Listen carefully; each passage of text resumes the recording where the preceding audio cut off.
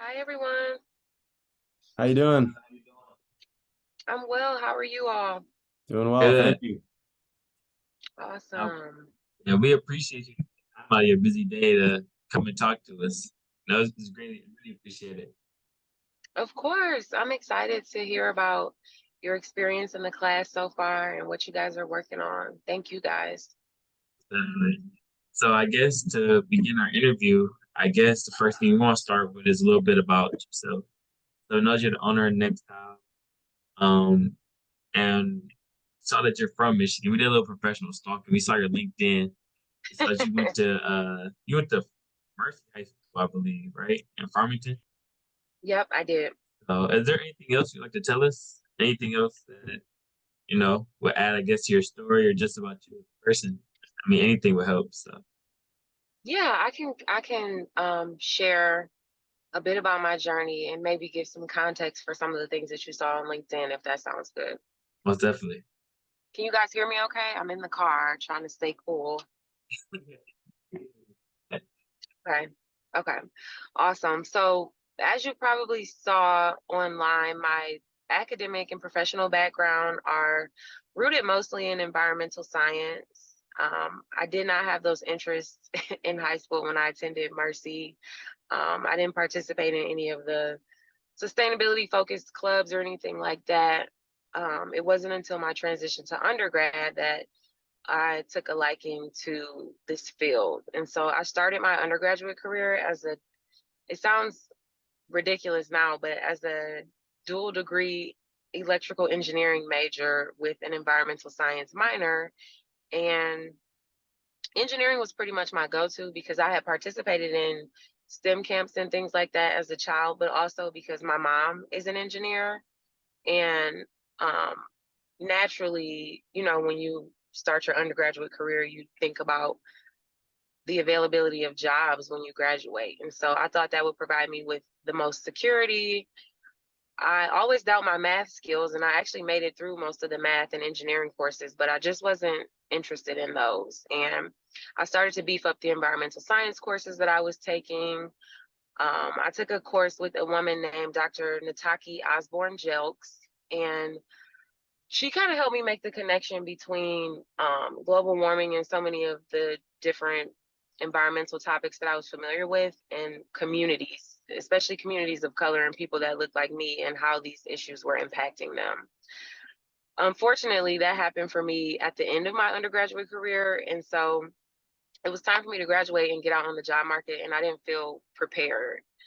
And one of my professors, he's like, I have relationships with people at the University of Miami, and they have this master's program with a very cool range of concentrations that you can choose from. And so, not knowing anything, I thought that I wanted to apply on the meteorology track because I wanted to be a cute weather lady with dresses and get my makeup done every day. But I quickly learned that that was probably the most competitive track, and that most people that were studying meteorology there have been working on it since childhood. So um, I applied on a track called Coastal Zone Management because it described learning, um, the root causes of ocean pollution, basically. And I started to study marine plastics.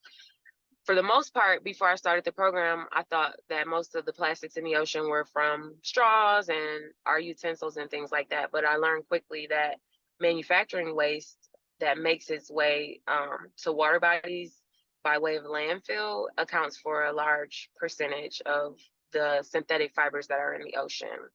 And so as a result of that, I started to study the fashion industry, and I took to fashion pretty much immediately. It wasn't until after an internship experience as part of the master's program that I started to understand that automotive and so many other industries make a huge contribution to just the bulk of material that's landfilled annually. And so that particular internship was with a textile recycler in New York. I had never really heard of a textile recycler, but I thought it was cool because I knew they had big name fashion clients. That company was also a startup, and their website and their marketing materials were super vibrant. And so I connected with it. The founder is a young woman, and I applied for the internship. I was a bit nervous because I was late in the internship application game, but I was accepted.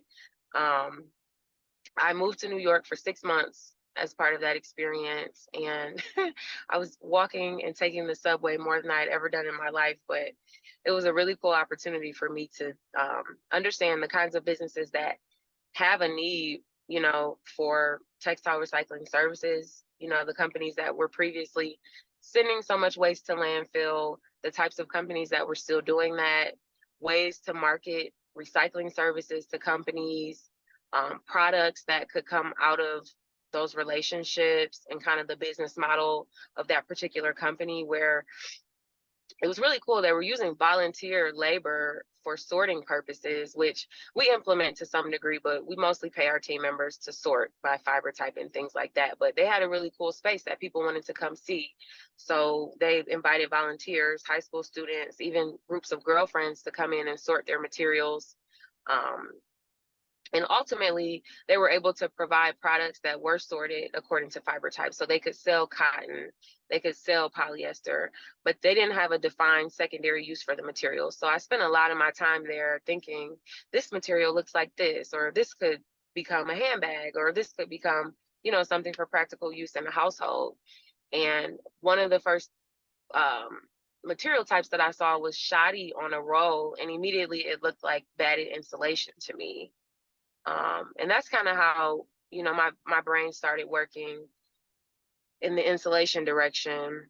At the end of that experience, it was December maybe of 2019. And as we know, everything went up in flames at the top of 2020.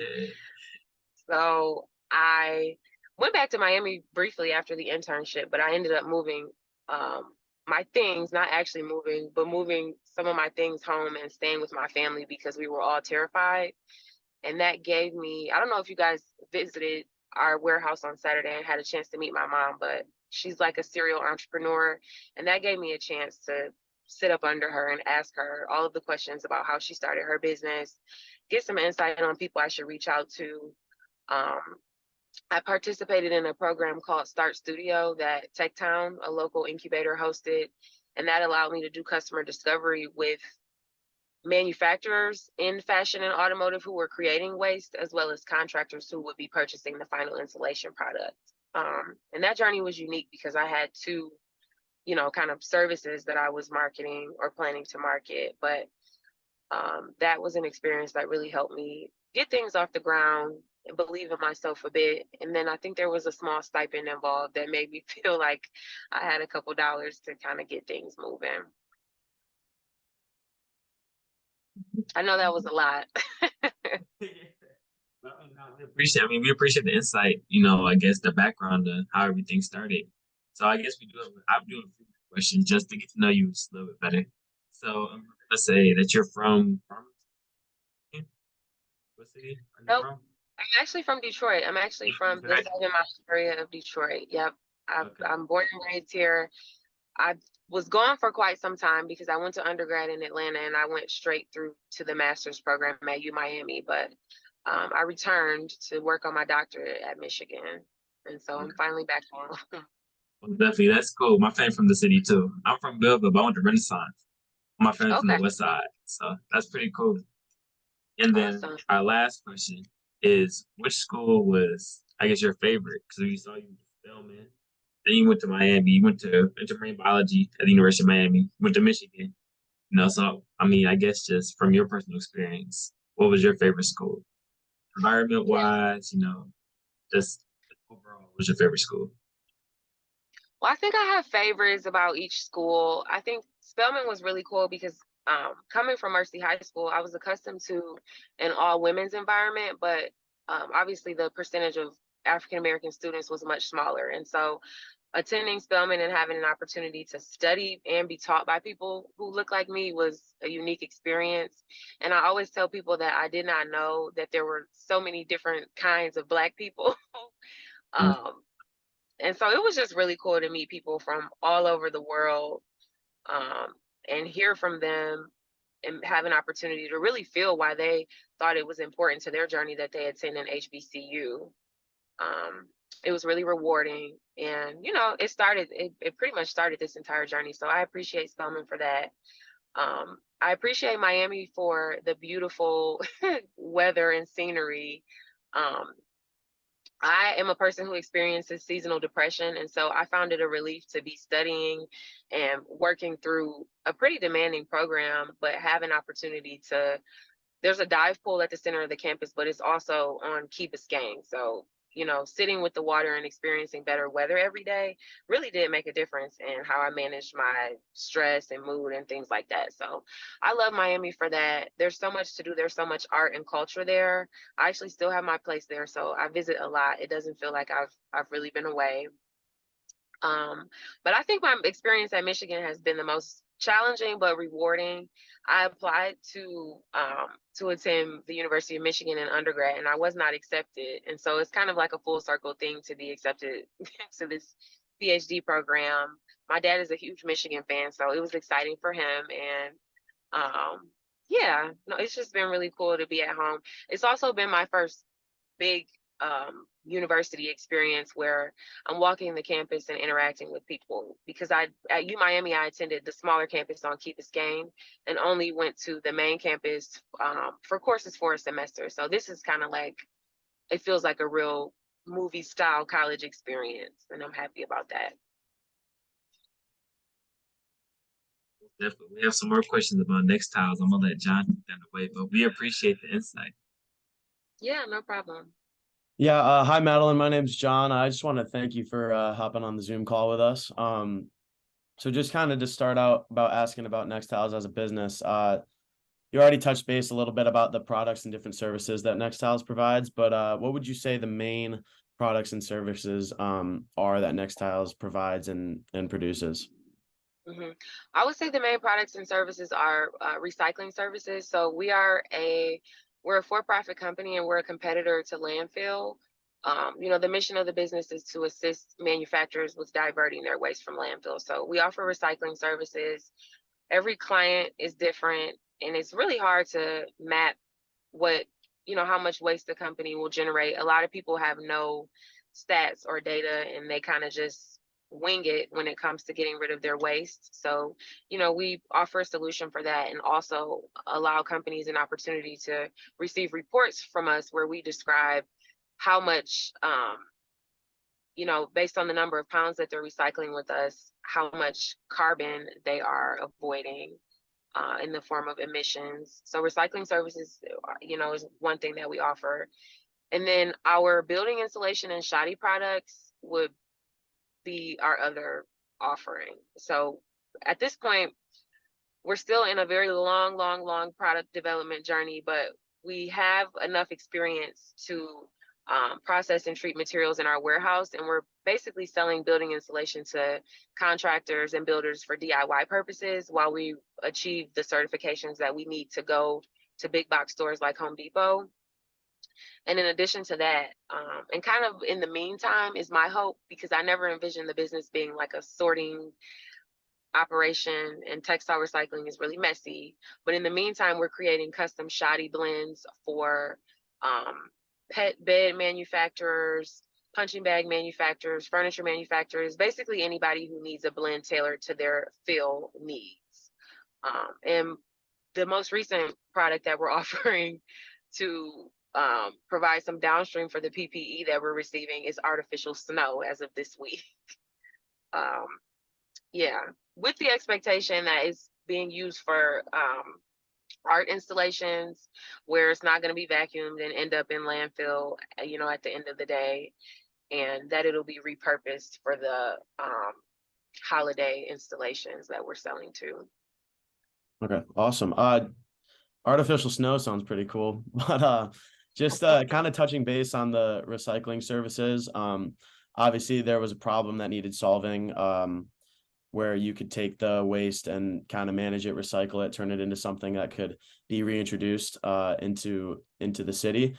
So how did you come up with this particular solution? Was it a need that you saw that was unserviced, or did it stem from a certain passion inside? And then how do you validate your results of how well like the recycling services and then the shoddy manufacturing? How do you validate like the success and the results of those?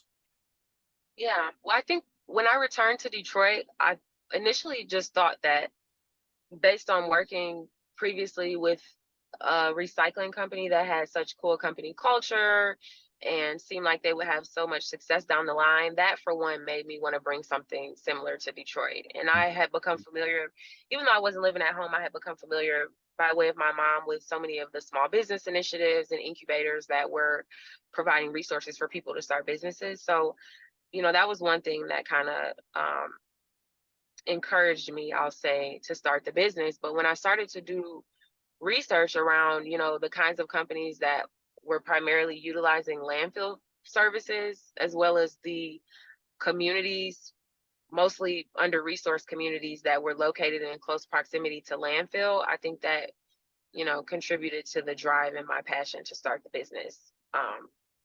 I think one of the most exciting things was learning that, Detroit is obviously an emerging fashion hub and not anything like New York, but hey, we have tons and tons of automotive waste, and Mhm. the culture of automotive has been historically to landfill all of the waste that's generated. So that definitely contributed to me wanting to provide recycling services locally and throughout the Midwest. And then in terms of tracking and metrics, obviously we keep a good count of, sort of the total amount of pounds that we've diverted from landfill over time, which I can get you guys some of that information. Um, we use our recycling reports that we provide clients with to understand whether or not they're increasing or decreasing, their volume when it comes to what they're recycling with us, and to create a 5 or 10-year trajectory for what their business will look like based on the types of products that they anticipate manufacturing and any changes in raw material. So that's one way that we're tracking things. Yeah, I would say we have to, at this point, where we're pivoting to receive just about any material that we can to help clients divert waste from landfill. We have to keep a really thorough catalog of all of the different shoddy blends and kind of what the ratio of different products is, um, to help companies understand what we can create. For instance, when we started servicing our punching bag client, everything that we created was pretty much fluffy and reminded you of kind of like a loose cotton or a cotton ball, where even though their products are, there's leather on the outside, they needed something a lot more firm and dense. And so keeping a really good catalog of what we're capable of creating is really important as well. Awesome. Awesome. Good stuff. Jerome, you want to take the next couple? So I guess, from everything, I mean, I've never really heard of a company like NexTiles. So I guess just from your perspective, what makes NexTiles so special? And I guess you already touched on the products and services that make it most appealing, but I mean, you know it best. So if you could reiterate those, that'd be greatly appreciated. So I guess I'm Yeah. asking what makes NexTiles special, and what about your products and services make it so? Yeah. So, when it comes to a local textile recycling company in general, people reach out every day and say they can't believe they found us. They're so exciting. And I think the reality is that textile recycling is very messy, and it requires a lot of pivoting when it comes to sourcing raw materials for products, but also understanding what is recyclable, and then the manual labor and manpower that's required to sort and convert materials. So there just aren't that many people doing it, which is why it was so exciting for me to find a company like the one I worked with in New York that was doing similar work. Um, because in general, our society is just quite a bit more knowledgeable when it comes to paper and plastic recycling. Textiles are not as trendy, and they're more difficult to sense, sort, and convert. And so that's kind of what makes us unique. There are other companies in Michigan that will take textiles, but a lot of them over the last couple of years, when they get them, they reach out to us to try to figure out what to do. So, um, the relationships that we've created are unique, and the landscape of the business is is much different than paper, plastic, and other materials recycling. So that's kind of what makes us unique in general. When it comes to our insulation product, a lot of companies are marketing building insulation products that have a small percentage of recycled content. And if we can commercialize our product, we will have, if not the highest, one of the highest contents of recycled materials. We're taking waste straight from manufacturer, which is pretty much not anybody's model. I think where a lot of companies are sourcing recycled content, they're working with a company like us as opposed to doing all of the collecting and sorting on their end. So that definitely makes us unique. I think right now we're kind of unique by default in that we're creating all these different products to sustain while the insulation product is not on shelves. And so we're able to provide those custom solutions that most larger companies just will not. We take on smaller quantities. If a client or a potential client calls and says they have 50 pounds of cotton materials that they just want to throw away because they can't figure out what to do, we really do make an attempt to cater to our clients and do just about whatever we can to make sure materials don't go to landfill. Where most companies recycling textiles and other materials, they have a minimum quantity that they'll recycle. And we did write a minimum quantity into our initial service agreement, but my operations director and I, we really do have a passion for this. And we found ourselves, we have a small company vehicle, a Sprinter van that we use when we're not moving big loads. And we found ourselves doing weekend pickups to local designers and seamstresses and things like that. So, we're unique in that way, and we're still really connected to community. And I hope that even as we grow, we'll stay that way. So our next question is, I guess with your business being, I guess, like, is it really just in Detroit? I guess before I ask this next question, it's just primarily based in Detroit. Yeah, we service, we work with a logistics company. So we take waste from Ohio, from Indiana, we take waste from other places, but we're headquartered in Detroit and we don't have any other physical operations. Yeah. So our next question is, how did you reconnect with the community after business started to blossom? And was it based on kindling past connections, the formation of new relationships, or a mix of the both? I definitely think the formation of new relationships, and I think it gave me a boost that, as you guys probably know, sustainability, just as a word, but also as a space, has become really trendy over the last several years. And so when I was explaining my business model to people, one, I kind of had a leg up because this was the beginning of the pandemic, and people in leadership positions at companies, automotive especially, were at home. So they were able to explain, this is what we get, this is what we do with it right now, this is how much we pay for it. That definitely gave me a boost. And in terms of connecting with community, I think there was just a lot of word of mouth. I think Tech Town served as a really good resource to get me connected to other people in the recycling industry. And then meeting people in Detroit who were working on other recycling initiatives, who had been anticipating that someone would start a new recycling company, helped me so much to build those relationships.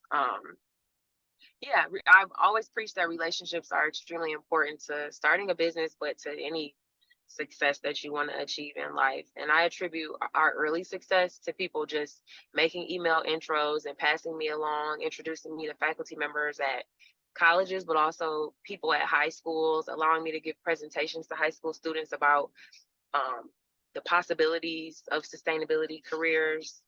I think people got excited about the company and about someone young from Detroit starting it, and things kind of just snowballed from there in a good way.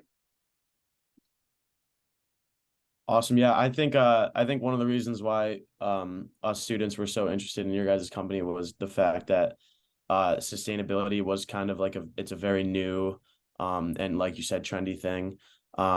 But we think that your guys' involvement in the community was something that really drew us to it. Kind of going back to the start of NexTiles, before investing money into your business, how were you able to kind of prototype your company?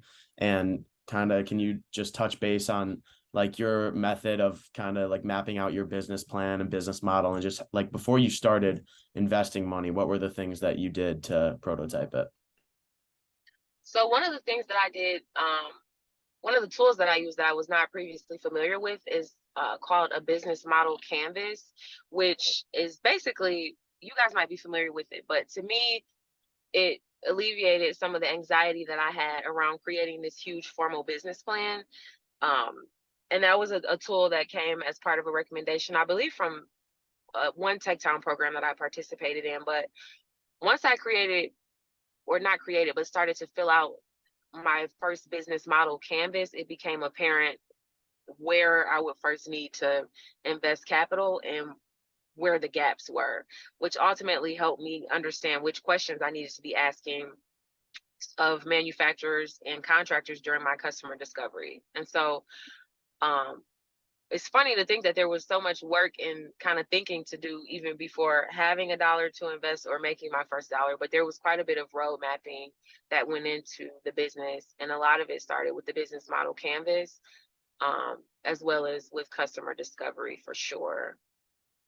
And then I would say that I was working at, when it was time to invest money, I had secured a small job with DTE by way of the Challenge Detroit Fellowship that you guys probably saw on my page. So I had a few dollars to invest, but at that time, I think the bigger idea was how to get a lot more money and how to do it pretty quickly. And so another tool that Techtown Start Studio program equipped me with was understanding which grants, which grant opportunities apply to me and how to make my application stand out. And ultimately, in addition to my $3, I was able to secure grants from various organizations as well as the state of Michigan to really get the business going. Awesome. Awesome. So kind of like sticking with like the kind of theme of like the business model, just like a kind of question about like your customers in NexTiles, like who would you say your primary customers are? And then also in Detroit, have you come across any competitors, just considering that your business is very different and unique? Yeah, so our primary, customers are in automotive. So they're the companies, assembly plants basically, that are generating waste in the form of carpet, headliners, seat scrap, um, yeah, and new products more recently. But that's our primary customer is automotive. We get fashion waste, but not in very large volumes. It's not easy to anticipate. And typically when it comes to the fabrics that we're receiving on rolls from designers and then maybe the small samples and things, we can find other designers or creatives to use it. And a lot of times we don't even process it in our space. So automotive fuels our business for the most part. And then what was the second piece of your question? I just wanted to know if you've come across any competitors, considering your business is different and unique. And then what would you say your advantage over those competitors are? Well, in the recycling space, it sounds corny, but I try not to consider anybody else doing this work a competitor because there just aren't that many people doing it, and there's a huge need. Like, even if we all band together, we still will not be able to keep up with, fast fashion and the rate at which motor vehicles are being produced. So I try not to consider anybody a competitor. I'm aware of another local woman-owned company who will accept textiles, but nobody that's doing exactly what we're doing. The cool thing is we've been able across Michigan, specifically out of the Kent County, Grand Rapids area, to streamline our materials. So we work with an association that has relationships with thrift stores, local designers, and other companies. And some of these organizations volunteer to conduct our sorting for us, to bring the materials to our warehouse. So that's been really cool to experience. And where there are competitors, they offer something that we don't, and vice versa. So we're usually having discussions about ways to collaborate. I think the real conversation is about competitors, come into play when it comes to the building insulation product, because the construction materials industry is really hard to break into. There's so much involved when it comes to product development and IP and so on. But when it comes to recycling, I try to find ways that everybody who's doing something similar can complement our business. Okay. So, how does your business grow its customer base? And are there any particular marketing strategies that you use? And then our follow up, how do you plan to acquire new customers as your success continues? So, um, previously, myself and my director of operations would conduct basically new client outreach with not any kind of real strategy, because it was hard already for us to keep up with the people that were reaching out to us. We have an info account that's pretty unbelievable for a startup, as well as so many people that call our NexTiles number every day. So there was a stretch of time for which we weren't really doing any new client outreach, and we were running a take back program. So, things had just gotten away from us, and we were trying to keep up with what we had. Once we purchased our material processor and we understood based on our screen mesh sizes, which are inserts that go on the machine to determine the particle size of the output, we understood which industries we would be able to sell with. And we categorized those and basically went in for a month or so long period doing research on all the businesses, under the umbrellas of those various categories, created email templates and so on. It was not a sophisticated plan at all. And it wasn't until this past summer where we've had summer interns pretty much since we started, when we really had no business having interns, but our summer internship experience this year was special. We had 3 students from Michigan State University and 1 from Clark Atlanta, and 2 of those students were tasked with new client outreach. So they, on their end, came up with unique strategies, marketing materials in the form of one-pagers and things to send to customers that, fit the description of people we'd be looking to sell shoddy to. And while it was super helpful to have those materials and we still have them and we can use it, it was also a relief for a company that's still pretty much a startup like ours to just have additional manpower and people that could focus solely on reaching out to new clients. And that engagement ultimately allowed us to take on 2 new large clients who've given us 2 of our biggest orders. So I think most people who have a new company can probably attest to the fact that sometimes you just need more hands to get things done. And we still don't have a sophisticated marketing strategy, but we actually hired one of our summer interns as our marketing coordinator, and she's really skilled with creating those tangible materials. She's extremely personable, and we're happy to have her in this space that's new for us. Congrats to her. That's good. Our next question is, do you have any future plans for expanding beyond, I guess, Detroit, beyond the Midwest? So, from what we understood, we thought for the summer, but it's great to know that you're in Ohio, Indiana, and the Metro Detroit area.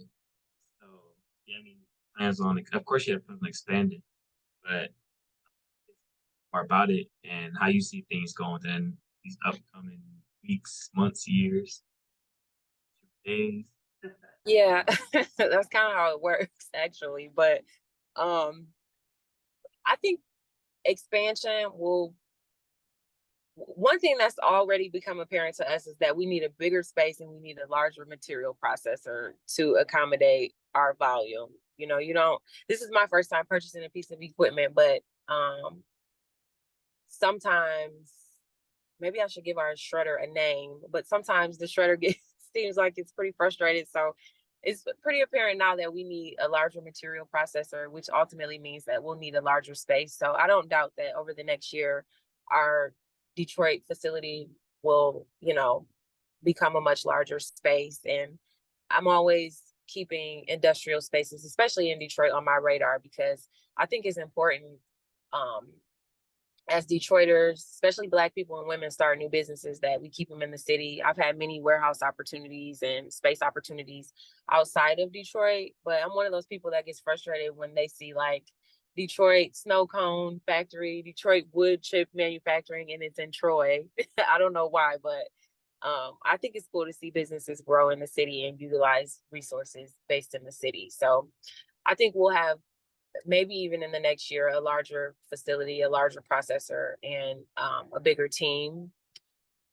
But I think we'll see the real growth once our insulation product is accredited, and we need space and resources along the lines of coating our material, packaging our material, and so on. I think that's where we're going to see that big transition. But for me, it's already been so rewarding to see our growth. Our first space was 1,000 square feet, and we're utilizing about 5,000 in our current space. So, How you many know, years? How many years did that take place? Is it from COVID to 2020 to? yeah, from COVID to we've been in this new space for a year. So that's fast enough for me, but I would love to see growth once we have our insulation product, once that goes to market. Because one thing that's really cool for me is when we always do, we receive a lot of samples, but when we take a new client on, we try to have an experience where we view their space, we do a walkthrough. And I think it's been so cool to visit so many automotive operations and experience the efficiency of their processes and see how one stage of their manufacturing kind of just flows into the next, and how new and sophisticated their equipment is.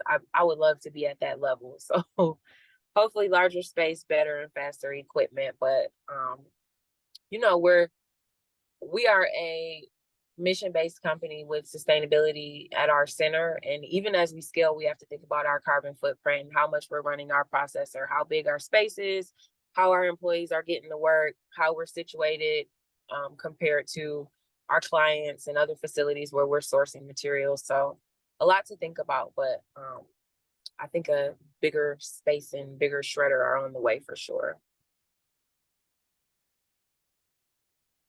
So our next question is about the kind of cost revenue structure of NexTiles. So what are the main sources of revenue for NexTiles, and then also the main costs that you guys experience? And then also we wanted to ask if NexTiles has any key partners or suppliers. I know you touched base on a couple of your suppliers earlier, but if you have others, we just want to know if there are any key partners or suppliers, and then also how you guys got those partnerships. Mm-hmm. So our cost structure is unique, and when our product goes to market, it'll be even more rewarding. But we have two revenue streams, essentially: our recycling service and our building insulation / shoddy products. And so we use a tiered pricing system for our recycling services where everything is based on weight. And so I can share that with you all, but the larger the quantity, the cheaper the price. And that ranges from 10 cents to 70 cents per pound. I always tell people that we are, not competitive with landfill when it comes to cost structure, and it's really not our goal. Most companies will provide those services for maybe 3 to 5 cents a pound, but obviously when it comes to sorting and so on, there's a lot more that goes into our business model. And so that's how we price our recycling services. And I'll make sure to get you guys a copy of our standard service agreement so that you can see all of the add-ons that come about when it comes to removing hardware or spandex and things like that. Our building insulation product right now, we don't have an efficient sort of packaging system. And so we really work on a project to project basis to understand, what the goals of a particular residential project are, what the space that a customer is looking to insulate looks like. And we're really flexible when it comes to that right now because, we're not selling an accredited product. So that's another rewarding experience, is to work with maybe, somebody who's creating a tiny home community and it's their first time doing it. And then we're simultaneously piloting our product. So we have some figures, some kind of do's and don'ts, or an as low as we'll go value for insulation, but that is pretty flexible right now. So that's our cost structure. And then you asked about key partners. Waste is, as sustainability becomes trendy, people hold these larger corporations more accountable for their waste. So waste is a sensitive topic and all of our clients are confidential, but you guys do know that we're uniquely positioned in Detroit. And so our key partners are the big automotive companies that are situated here. And interestingly enough, when it comes to the material that we're receiving in the largest quantity, those companies have sought us out. And there's a pretty intense process that you have to go through to supply services to some of those companies. So it's cool that they sought us out. And when it comes to some of these facilities that are generating waste, they will, once they understand how you work and your cadence when it comes to servicing them and picking up their waste, they'll recommend you to another facility under the umbrella of that same company. So that's how we've gotten a lot of our business, is one assembly plant or manufacturing site recommending us to their brother site. Awesome. Our next one is about kind of the challenges that your company currently faces, or just faces on a daily basis. So what would you say are the kind of the most challenging parts about either working in your industry or just running a business? Kind of just the main challenges you face in your field. So I think one of the biggest challenges is definitely communicating. Maybe not communicating, but kind of pushback, because we know how to communicate it now, but sharing with people the value in using a service that's more expensive than landfill, especially where their organization is not holding them accountable and then there's no real legislation. So we spend a lot of time explaining to people why our service is so much more expensive. We experience a lot of moments of awkward silence on our calls when we share our price. But the price is the price. And until NexTiles can afford, and even they've become available, some of the fiber sensing technologies and things that will eliminate the manual labor and sorting labor required for the business, we can't reach a much lower price point. So I think us not being competitive with landfill is definitely a challenge. Space lately. I know we had students visit on Saturday and we worked really hard to process material at a rate that would allow people to walk through the warehouse, but space is a constraint for us. We're getting at this point several semi trucks a day, and we need the manpower to sort and shred without, without over processing and tiring out our equipment. So I think space and capacity are definitely a challenge. And then regular startup kind of pains and growing pains. We're working with a small team. Yeah, I think those are some of our biggest challenges, but we're practicing gratitude lately because we're in a season. We've experienced a dry spell, honestly, where we weren't willing to do a take back program because, we didn't want to be getting forks, spoons, knives, and insects, or we were unwilling to process post-consumer materials at the time because we didn't have a washing mechanism. So we're grateful for the volume, but from the beginning of this journey for me, it's been, you walk a fine line when it comes to balancing your space with how much waste you can actually recycle. So I think space will always, even once we get much bigger, it will always be a challenge for us, because once people become familiar with your business and how much space you have, when they have things to send, they will prepare to ship you or truck you materials, and you kind of got to balance it. So yeah, it definitely sounds like a tiresome kind of load sometimes, kind of running a tight ship. But yeah. Jerome, you want to take the last couple? We just got a few more for you, Madeline. We appreciate you sticking with us. No worries. As far as NexTiles, what would you like to improve? Where do you see your business improving? I guess you spoke on the space was being something that you said you want to improve. I mean, it already is. I don't want to get away from that, but 3 years going from 1,000 square feet to 5,000. It may not seem huge, but that's huge. And I really commend you on that. And Thank you. so I guess the question is, where do you see NexTiles improving? And if you could start, I'll leave a follow-up question for later. I guess you can think about that too, but what would you do differently if you could start over? I guess one or two, three things that it could be one thing, it could be a few things, but what would you do differently? I don't know that I would do anything differently, but I know I keep talking about how cool the company that I worked at in New York was, but I think right now we're in a space where we're kind of trying to double back and um, make our operation more colorful and welcoming to students and things like that.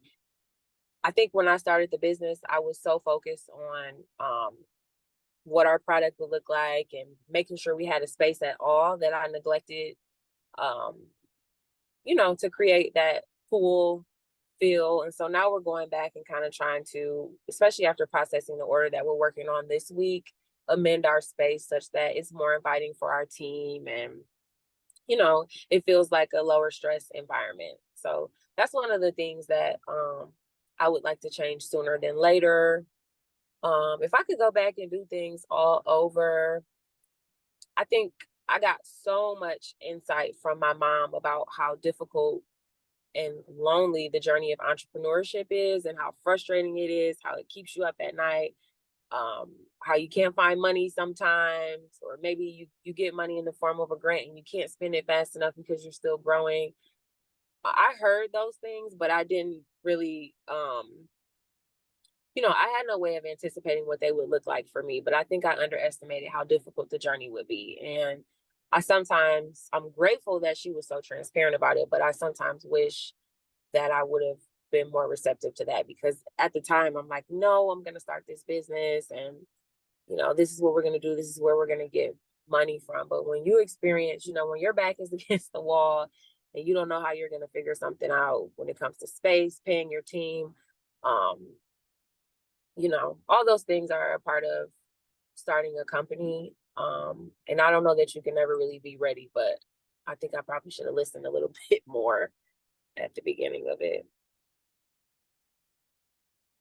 Yeah. And also to the people who said that doing the business and the PhD at the same time will be super hard. I kind of ignored that too. So Was that pretty hard? what'd you say? I'm assuming that was really hard though, considering PhD program and a startup. Yeah. Well, the PhD is a 4-year program and this is year 3. So I'm kind of in the thick of it right now. But I have a lot of support. I have a really, really supportive committee. And I think it's helpful. It's been helpful for me to be transparent and let people know that, hey, I'm lifting all of this to kind of drive some of the patients that I get in return. So I'm grateful for the experience that I'm having because I know, I have friends and colleagues that are also working on their doctorate and they're not shown as much grace. So I'm grateful for the experience that I am having. But it is hard. Yeah. And I don't know. I don't know that there's anything else I don't know that there's anything else I will go back and change. I think that I have some things that I don't plan to budge on. And I hope that we'll always be stationed in Detroit and that our relationships with community will keep growing. Yeah, you're bouncing a lot. Like I said, I commend you because I guess, like I said, I want to be an entrepreneur when I grew up, and even the things that you said, such as not just looking at the end goal, but looking at how I'm gonna pay my workers. I just can't do it on my own. Now the other aspects of starting up, I appreciate you telling us that. I guess our final question would be: is there anything else you would wish to add to our discussion? I know we asked a lot of questions. Is there anything else you want to add? We're open ears. Nothing else that I wish to add. I think we've covered a lot in an hour, even with our call dropping for a second. No, but just I'm grateful that you guys are working on this. I'm excited I don't know how we'll get connected. I'll probably do a huge Google Drive dump or something to bring you guys up to speed, but I'm happy to be learning from you guys along this journey. And I'm here to answer any questions that might come up. We've shared a lot, but there's so much more, and I'm happy to work with you guys over the course of the semester. So feel free to reach out. I think you guys have probably my cell phone number, and some of the course materials are on my email signature. And yeah, feel free to shoot me a text message or anything if there's a question you've forgotten or something comes up. Most definitely. Well, like I said, I commend you, and this is amazing seeing a Black woman from the city set up shop back in the city. You know, after leaving, coming back. I'm not leaving, but going to school and everything, coming back, and I just think that's great. You know, you'll be all little girls that want to do things, I know what you're doing, or starting their own business. So all my little cousins are in the city, so I mean, I commend you, and I think it's very great what you're doing. Thank you, Jerome. Thank you so 100%. much. Yeah, we really appreciate you taking the time to speak with us. I think you gave us awesome advice that and just insight on running a business and all the cool stuff you get to do during the day. So we're very grateful for you, and we're very happy to work with you also. Thank you so much. All right, thank you. Thank you. guys Have a good one. All You right, too. bye.